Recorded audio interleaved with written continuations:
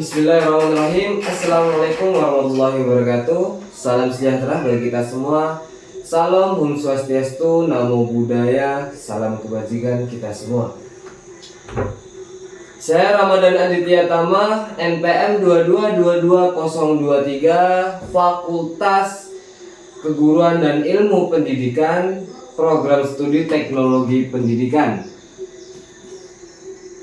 Yang terhormat dan yang saya hormati Dr. Heni Rita Susila MPD selaku dosen pengampu mata kuliah strategi pembelajaran.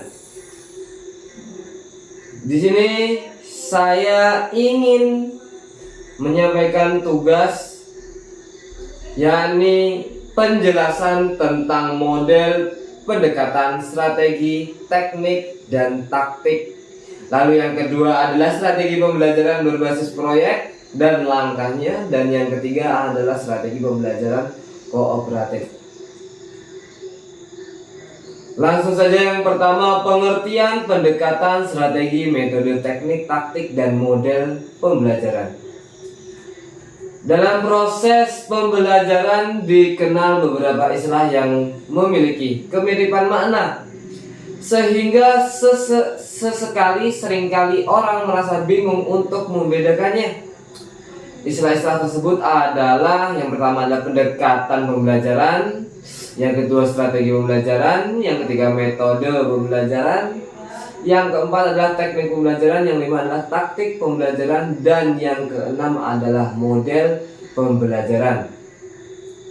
Berikut ini akan dipaparkan pengertian istilah-istilah tersebut dengan harapan dapat memberikan kejelasan tentang penggunaan istilah tersebut. Yang pertama adalah pendekatan pembelajaran. Pendekatan pembelajaran dapat diartikan sebagai titik tolak atau sudut pandang kita terhadap proses pembelajaran yang merujuk pada pandangan tentang terjadinya suatu proses yang sifatnya masih sangat umum. Di dalamnya mewadahi, menginspirasi, menguatkan, dan melatari metode pembelajaran dengan cakupan teoretis tertentu. Dilihat dari pendekatan pembelajaran terdapat dua jenis pendekatan, yaitu pendekatan pembelajaran yang berorientasi atau berpusat pada siswa, student-centered approach, dan yang kedua adalah pendekatan pembelajaran yang berorientasi atau berpusat pada guru, teacher-centered approach. Lalu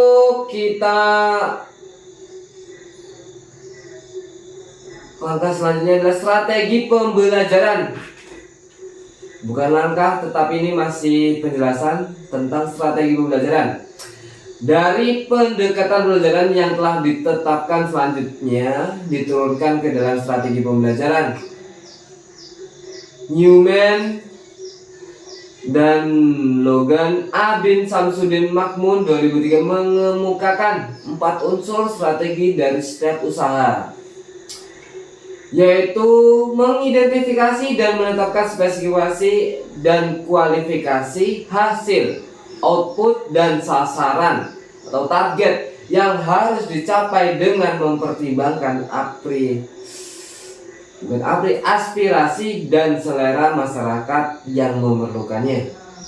Lalu yang kedua adalah mempertimbangkan dan memilih jalan pendekatan utama, basic way, yang paling efektif untuk mencapai sasaran. Lalu yang ketiga, mempertimbangkan dan menetapkan langkah-langkah step yang akan ditempuh sejak titik awal sampai dengan sasaran. Lalu yang keempat adalah mempertimbangkan dan menetapkan tolak ukur, kriteria, dan patokan ukuran standar untuk mengukur dan menilai taraf keberhasilan achievement usaha. Jika kita terapkan dalam konteks pembelajaran, keempat unsur tersebut adalah menetapkan spesifikasi dan kualifikasi tujuan pembelajaran, yakni perubahan profil perilaku dan pribadi beserta didik. Lalu yang kedua, mempertimbangkan dan memilih sistem pendekatan pembelajaran yang dipandang paling efektif Selanjutnya mempertimbangkan dan menetapkan langkah-langkah atau prosedur, metode dan teknik pembelajaran. Lalu yang keempat, menetapkan norma-norma dan batas minimum untuk ukuran keberhasilan atau kriteria dan ukuran baku keberhasilan. Lalu selanjutnya metode pembelajaran. Jadi metode pembelajaran di sini dapat diartikan sebagai cara yang digunakan untuk mengimplementasikan yang sudah disusun dalam bentuk kegiatan nyata dan praktis untuk mencapai tujuan pembelajaran. Terdapat beberapa metode pembelajaran yang dapat digunakan untuk mengimplementasikan strategi pembelajaran, di antaranya ceramah, demonstrasi, diskusi, simulasi, laboratorium, pengalaman lapangan, brainstorming, debat, simposium, dan sebagainya. Selanjutnya, teknik pembelajaran dijabarkan ke dalam teknik dan taktik pembelajaran. Dengan demikian, teknik pembelajaran dapat diartikan sebagai cara yang dilakukan seseorang dalam mengimplementasikan suatu metode secara spesifik. Misalkan, penggunaan metode ceramah pada kelas dengan jumlah siswa yang relatif banyak yang membutuhkan teknik tersendiri yang tentunya secara teknis akan berbeda dengan penggunaan metode ceramah pada kelas yang jumlah siswanya terbatas. Demikian pula dengan penggunaan metode diskusi perlu digunakan teknik yang berbeda pada kelas yang siswanya tergolong aktif dengan kelas yang siswanya tergolong pasif. Dalam hal ini, guru pun dapat berganti-ganti teknik meskipun dalam koridor metode yang sama.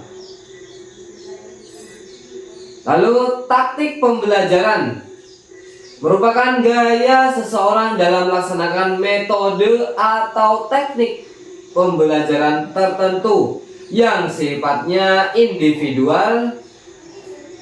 Misalkan terdapat dua orang sama-sama menggunakan metode ceramah, tetapi mungkin akan sangat berbeda dalam taktik yang digunakannya.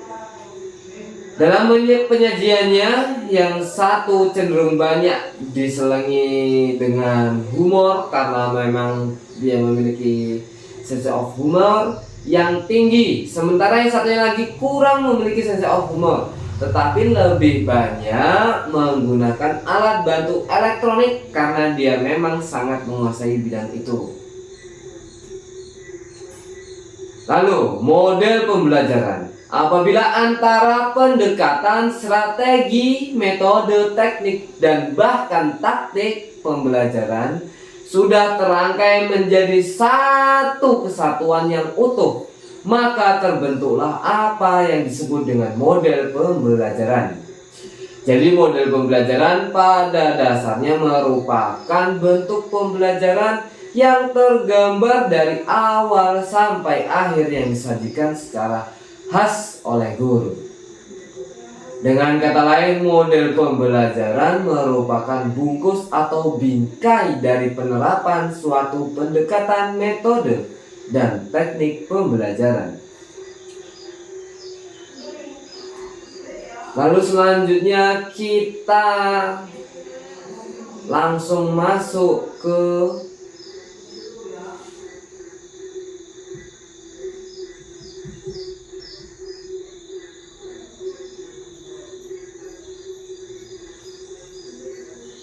strategi pembelajaran berbasis proyek dan langkah-langkahnya.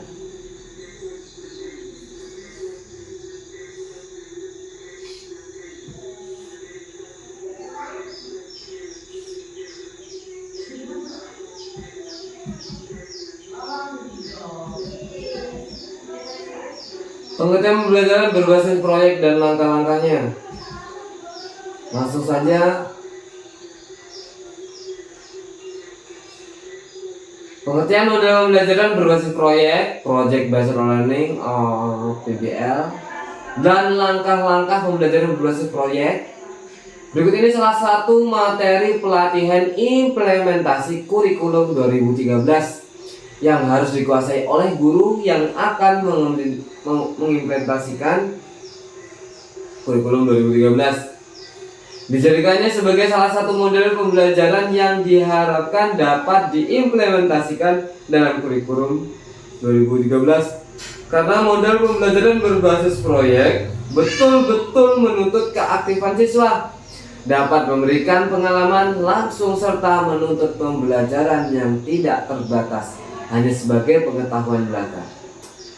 Apa semua materi pembelajaran menggunakan model-model pembelajaran berbasis proyek?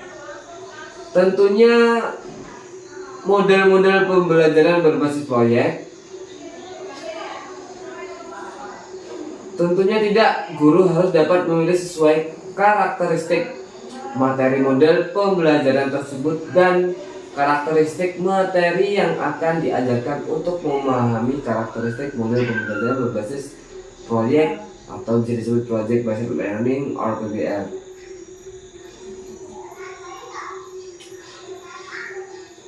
Kita masuk ke pengertian. Proyek adalah tugas yang kompleks berdasarkan tema yang menantang, yang melibatkan siswa dalam mendesain, memecahkan masalah, mengambil keputusan atau kegiatan investigasi, memberikan kesempatan kepada siswa untuk bekerja dalam periode waktu yang telah dijadwalkan dalam menghasilkan produk. Proyek terurai menjadi beberapa jenis. Soler 2006 mengemukakan 3 jenis proyek berdasarkan sifat dan urutan kegiatannya, yaitu proyek terstruktur, ditentukan dan diatur oleh guru dalam hal topik, bahan, metodologi, dan presentasi. Yang kedua adalah proyek tidak terstruktur, didefinisikan terutama oleh siswa sendiri. Lalu yang ketiga adalah proyek semi terstruktur yang didefinisikan dan diatur sebagian oleh guru dan sebagian oleh siswa. Bentuk aktivitas proyek terdiri dari yang pertama adalah proyek produksi yang melibatkan penciptaan seperti buletin, video, program radio, poster, laporan tertulis, esai, foto, surat-surat, buku panduan, brosur, dan lain-lain. Lalu yang kedua adalah proyek kinerja seperti pementasan, presentasi lisan, pertunjukan teater, pameran makanan atau fashion show. Lalu yang ketiga adalah proyek organisasi seperti pembentukan klub, kelompok diskusi, atau program mitra percakapan. Pengertian metode atau model pembelajaran berbasis proyek, Project Based Learning, adalah metode pembelajaran yang menggunakan proyek atau kegiatan sebagai media. Setelah dia melakukan eksplorasi, penilaian, interpretasi, sintesis, dan informasi untuk menghasilkan berbagai bentuk hasil belajar.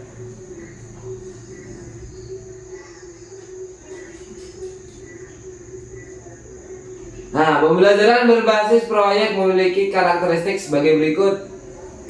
Yang pertama, peserta didik membuat keputusan tentang sebuah kerangka kerja. Hal yang kedua adalah adanya permasalahan atau tantangan yang diajukan kepada peserta didik. Selanjutnya, peserta didik mendesain proses untuk menentukan solusi atau permasalahan atau tantangan yang diajukan, dan banyak lagi lainnya.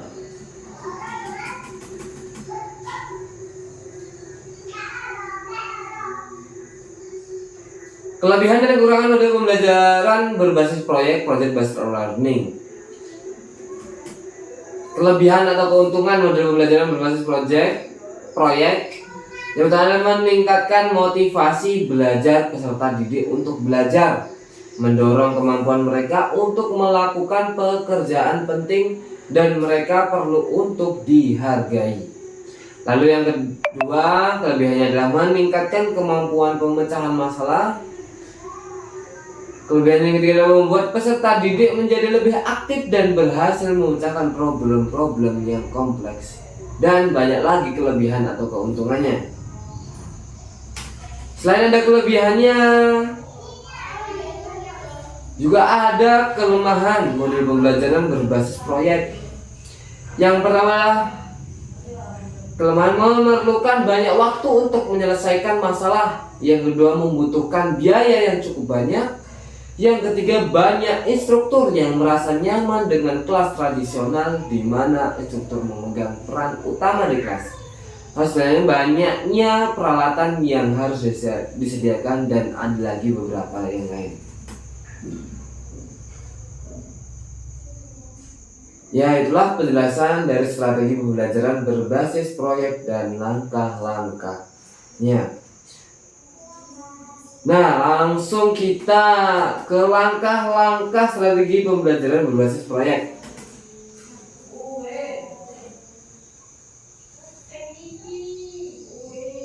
Langkah-langkah pelaksanaan pembelajaran berbasis proyek dapat dijelaskan dengan diagram sebagai berikut. Perlu dicermati langkah-langkah pembelajaran berbasis proyek. Yang pertama adalah penentuan pertanyaan mendasar. Start with the essential question. Pembelajaran dimulai dengan pertanyaan esensial, yaitu pertanyaan yang dapat memberi penugasan peserta didik dalam melakukan suatu aktivitas, mengambil topik yang sesuai dengan realitas dunia nyata, dan dimulai dengan sebuah investigasi mendalam. Lalu langkah yang kedua adalah mendesain perencanaan proyek. Design a plan for the project. Perencanaan dilakukan secara kolaboratif antara pengajar dan peserta didik. Dengan demikian, peserta didik diharapkan akan merasa atau memiliki atas proyek tersebut. Perencanaan berisi tentang aturan main, pemilihan aktivitas yang dapat mendukung dalam menjawab pertanyaan esensial, dengan cara mengintegrasikan berbagai subjek yang mungkin atau serta mengetahui alat dan bahan yang dapat diakses untuk membantu penyelesaian proyek. Lalu langkah yang ketiga adalah menyusun jadwal. Pengajar dan peserta didik secara kolaboratif menyusun jadwal aktivitas dalam menyelesaikan proyek. Langkah yang ketiga adalah memonitor peserta didik dan kemajuan proyek. Yang kelima adalah menguji hasil. Yang keenam adalah mengevaluasi pengalaman. Pada akhir proses pembelajaran, pengajar dan peserta didik melakukan refleksi terhadap aktivitas dan hasil proyek yang sudah dijalankan.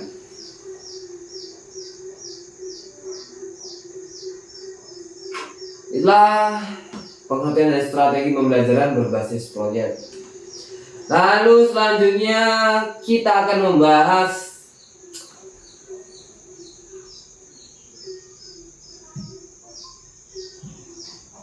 strategi pembelajaran kooperatif.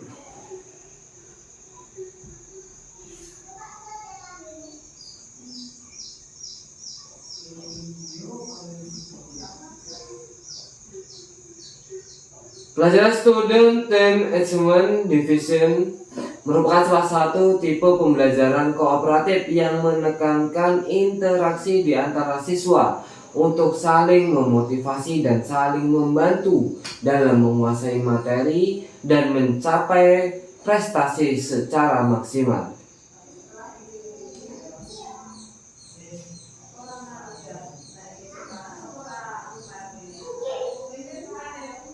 Dan salah satu tipe pembelajaran kooperatif yang paling sederhana.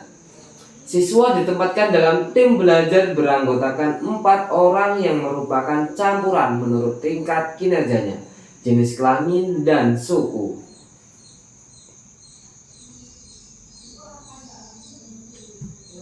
Langkah-langkah penerapannya adalah menyampaikan tujuan pembelajaran, menyajikan informasi, mengorganisasikan siswa ke dalam kelompok-kelompok belajar, membimbing kelompok dalam bekerja dan belajar. Yang selanjutnya adalah evaluasi. Yang terakhir adalah memberikan penghargaan.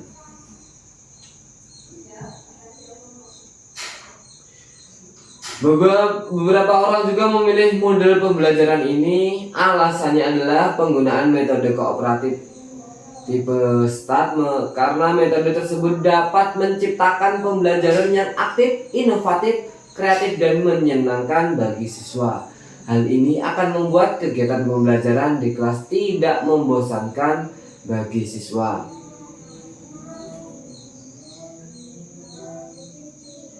Bagaimana konsepnya? Konsepnya adalah pembelajaran yang menekankan pada saling ketergantungan positif antar individu siswa, adanya tanggung jawab perseorangan, tatap muka, komunikasi intensif antar siswa, dan evaluasi proses kelompok. Adapun kelebihannya, siswa bekerja dalam kelompok sehingga siswa dapat memahami konsep materi yang ada dengan bantuan teman kelompok mereka. Itulah penjelasan dari saya sekaligus tugas dari Dr. Henirita Susila MPD selaku dosen pengampu mata kuliah strategi pembelajaran. Ya, sekian dari saya. Jika ada kesalahan itu murni dari saya, jika ada kelebihan itu dari Allah Subhanahu wa taala. Kullu ibni Adam khata'un wa khairul khata'ina at-tawwabun. Saya Ramadan Aditya Tama pamit undur diri.